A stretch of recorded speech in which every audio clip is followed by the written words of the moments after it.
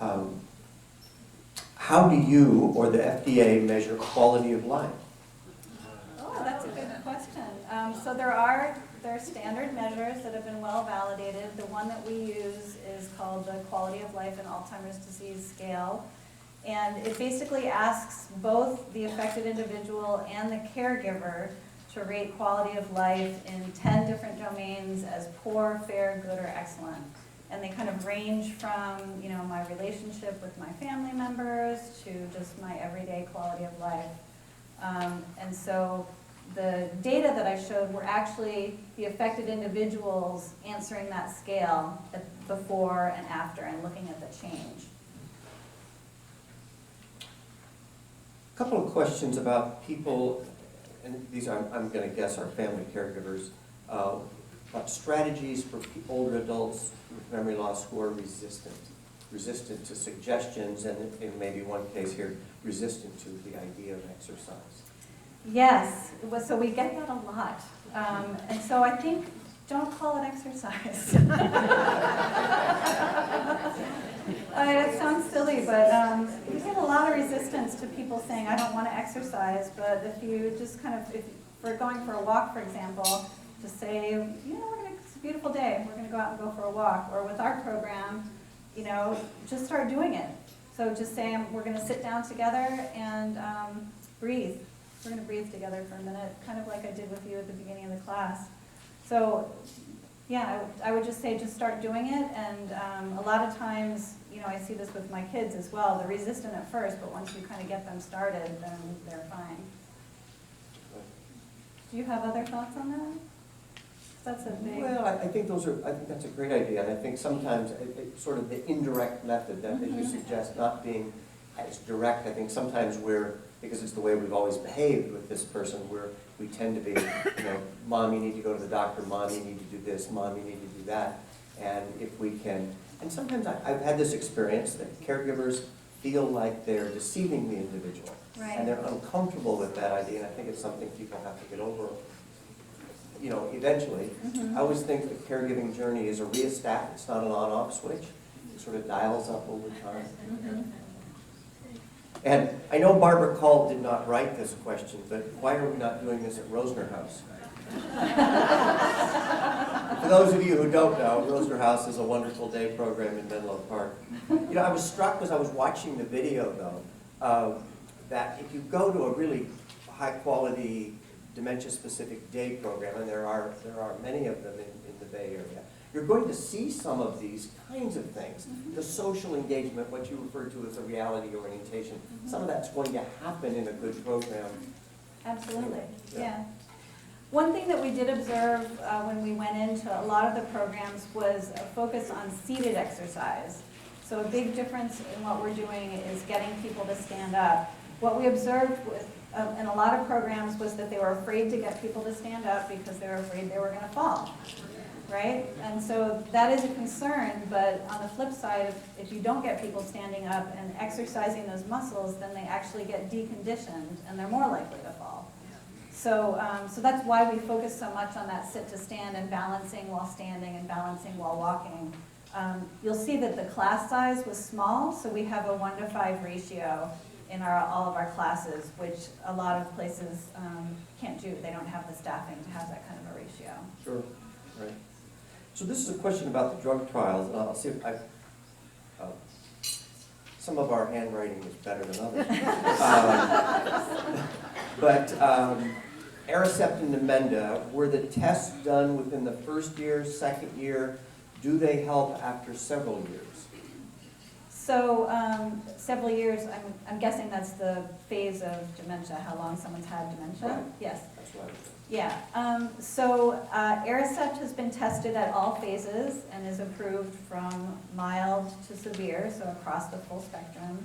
And Namenda is more in the moderate to severe, so it's the end of the spectrum. So that's what they're approved for by the FDA.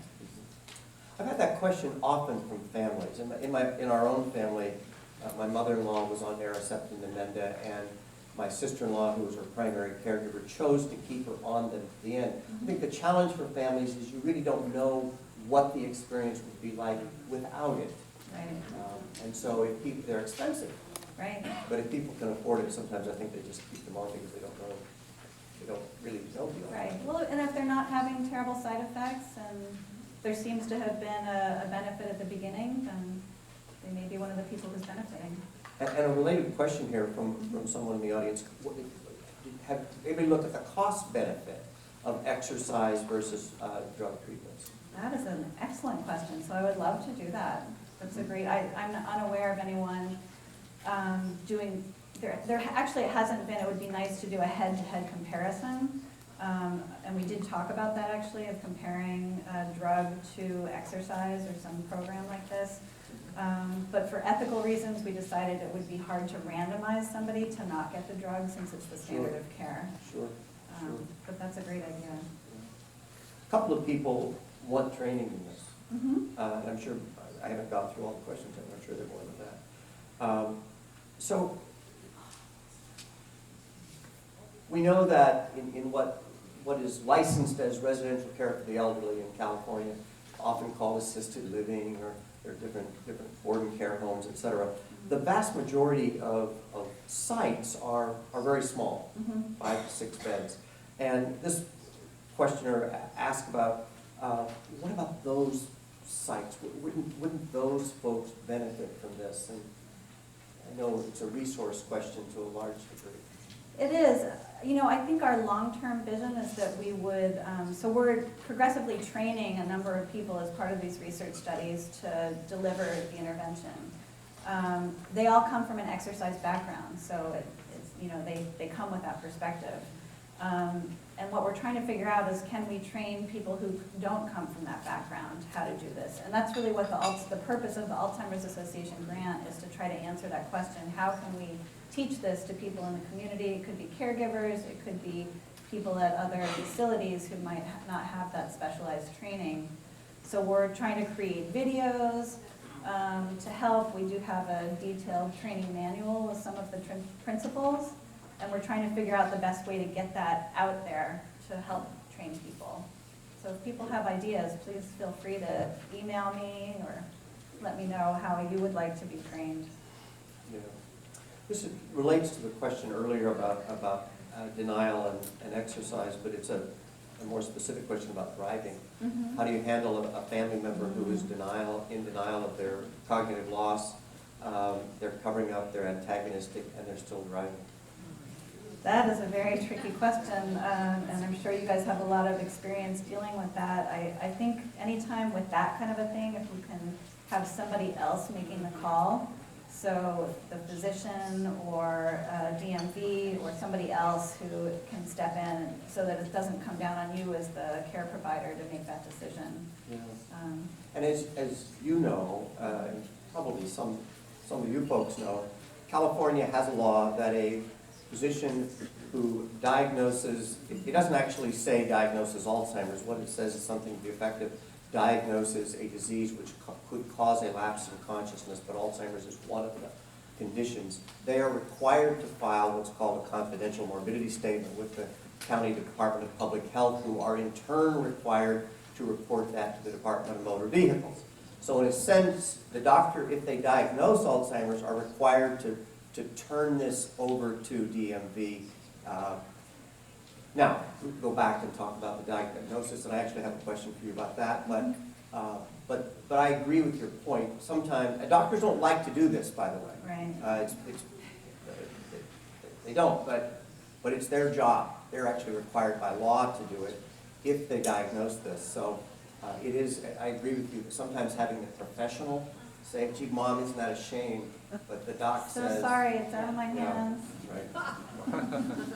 And you can also call DMV yourself. Yeah. Say, hey, you know, here's where he lives, here's his license, and I don't think you should be driving with him. You should call him in. DMV, by the way, has latitude in how they respond. They don't have to pull the person's driver's license. It varies across the state. Some places that's what they will do, and then you have to protest it if the person wants to. In some places, they'll call the individual in to be tested, which is probably a good idea. It's worth noting that if you're diagnosed with Alzheimer's, we have a lot of early stage programs. just because in the earliest stages of Alzheimer's you're diagnosed doesn't mean you're not a good driver right then. It absolutely means you will become a poor driver. It's like so many functions for these folks. It's not a crisp line, and obviously better to err on the side of caution for all concerned. Right. Let me ask you about that then. So every time I get a doctor here like this, I said earlier that the facts and figures report this year said that we know that over half of the cases are never diagnosed. Of those cases that are diagnosed, doctors don't share the diagnosis. What's your sense of why that is so? I think the biggest reason that doctors don't share it is that they feel like there's not a treatment that they can provide. And that's why I want to try to convince people that things like exercise and this program are a treatment that they can provide. So they might not be able, they can prescribe a pill, so that there are drugs available, but there are other things that they can do. So that, I think doctors are unaware of the fact that the evidence for these other programs, or they don't know how to refer people to those kinds of programs. I will say the Alzheimer's Association at the VA, we just started doing this. There's a fantastic physician referral now, this Direct Connect program that helps, tries to take the burden off the physician by saying, okay, Alzheimer's Association, you go in and help with all of the, informing people about the resources that are available.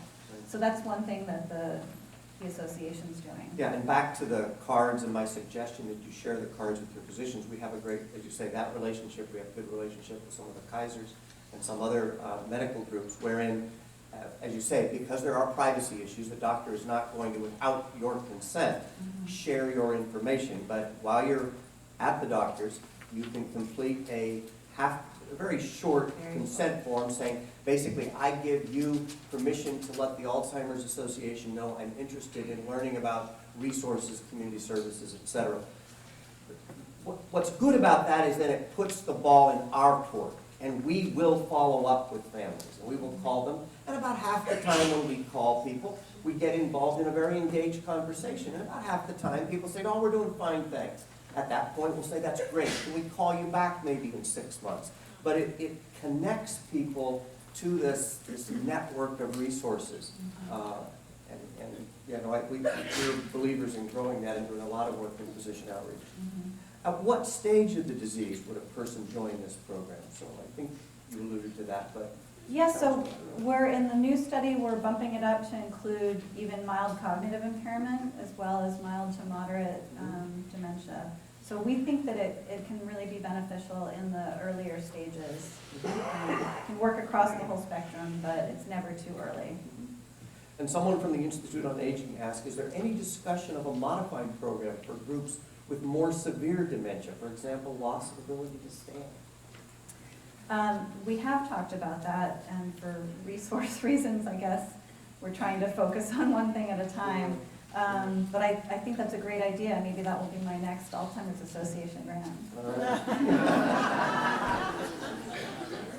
As Deborah and I were together doing a similar presentation in Scotts Valley in the spring, and she told me at that point she was applying for the grant, and I said to her then, as I'll say to you now, I have nothing to do with who gets the grant. I help raise the money, but we absolutely make no decision. Nobody in my office decides who gets the money. We take the proposals. We put the money on the table twice a year. We get about 1,000 applications every time we do. We send these out. We have thousands of researchers across the world that review grants for us. So her proposal was reviewed by 3 researchers who don't know her.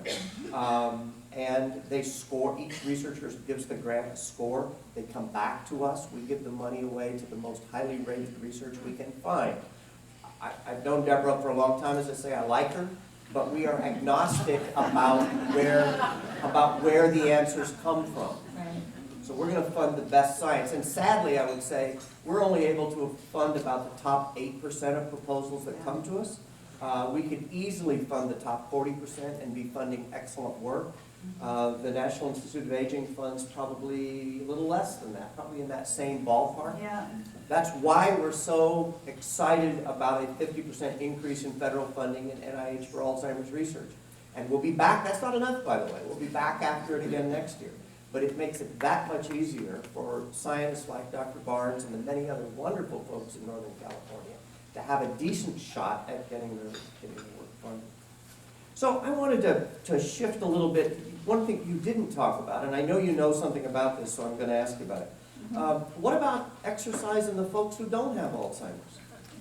Yes, I do know something about that. Yes, everyone, so I would encourage everyone between the sessions to get out and walk around. Movement is good.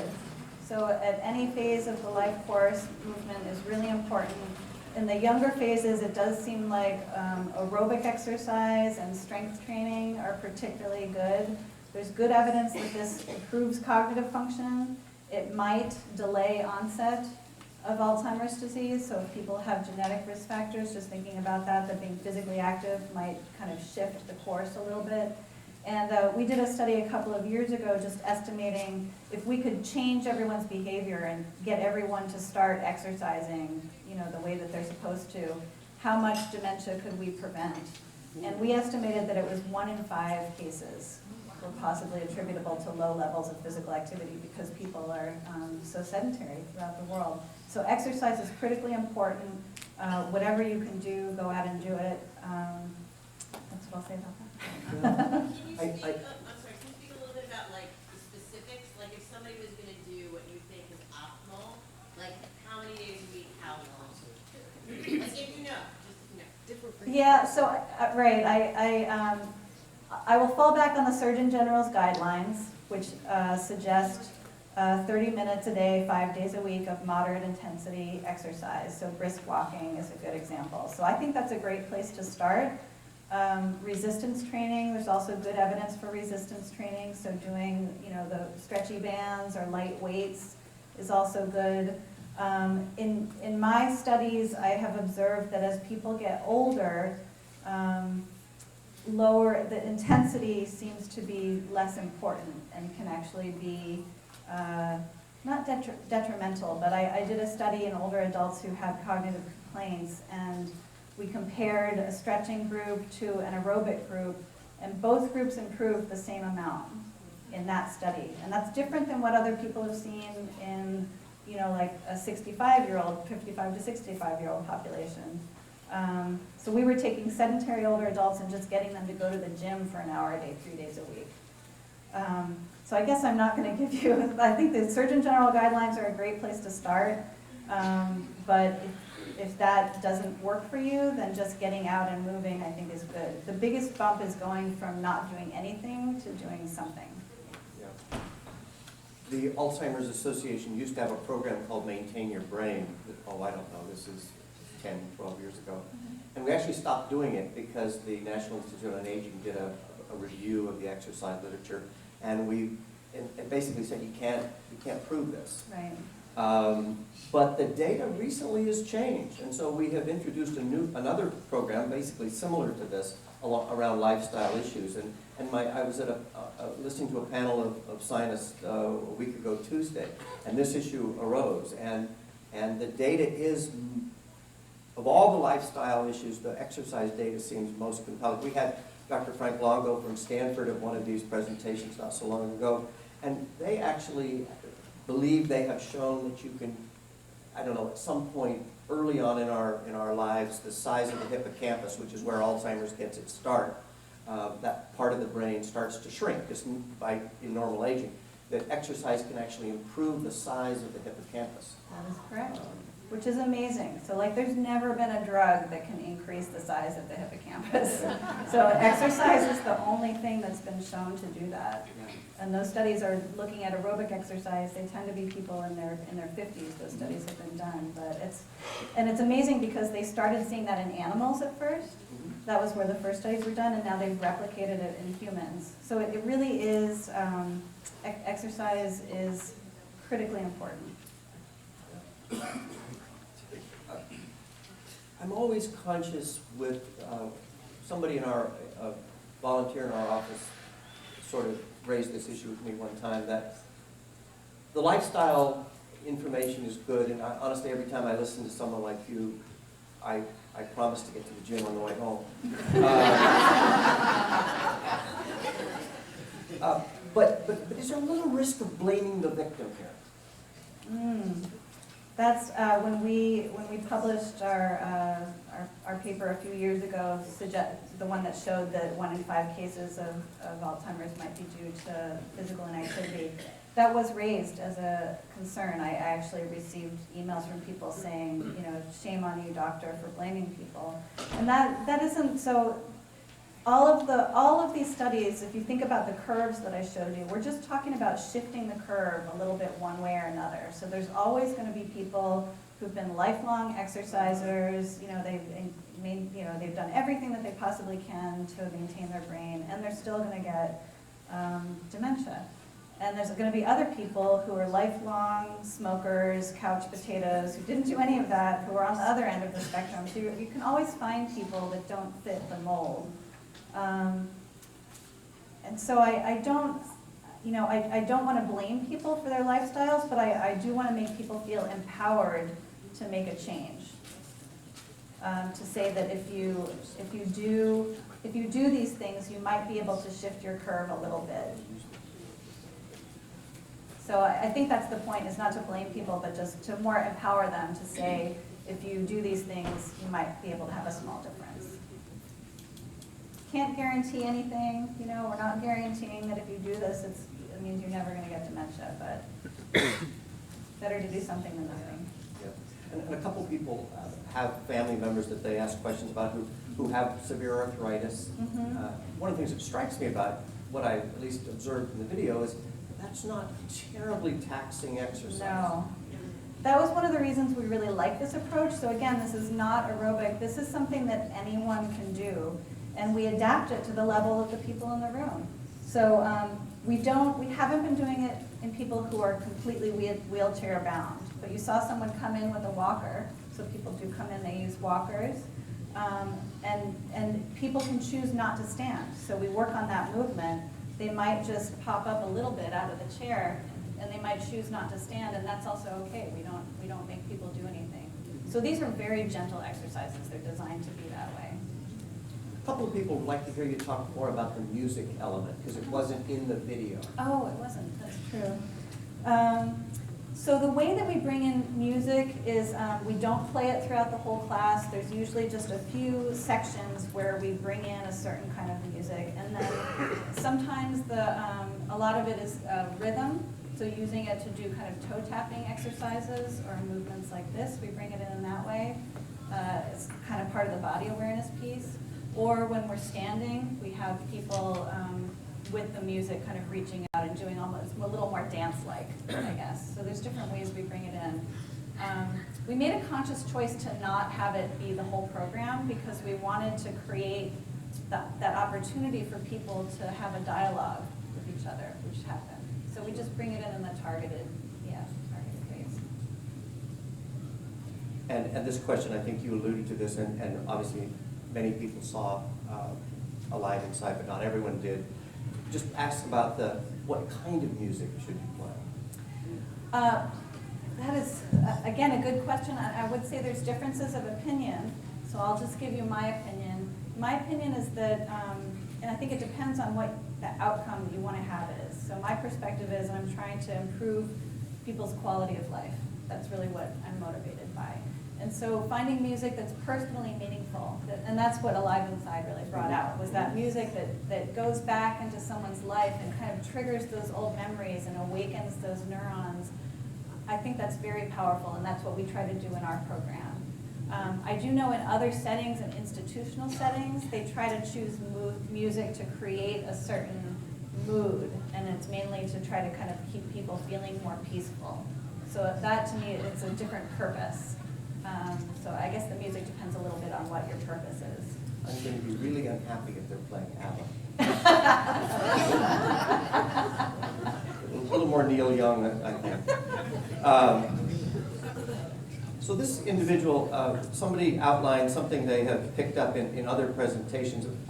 So Deborah, this is really about the broad range of lifestyle issues, and I know you've done a lot of work on this and published around it. So things like smoking, depression, B12, cholesterol, and exercise, of course, we've talked quite a bit about.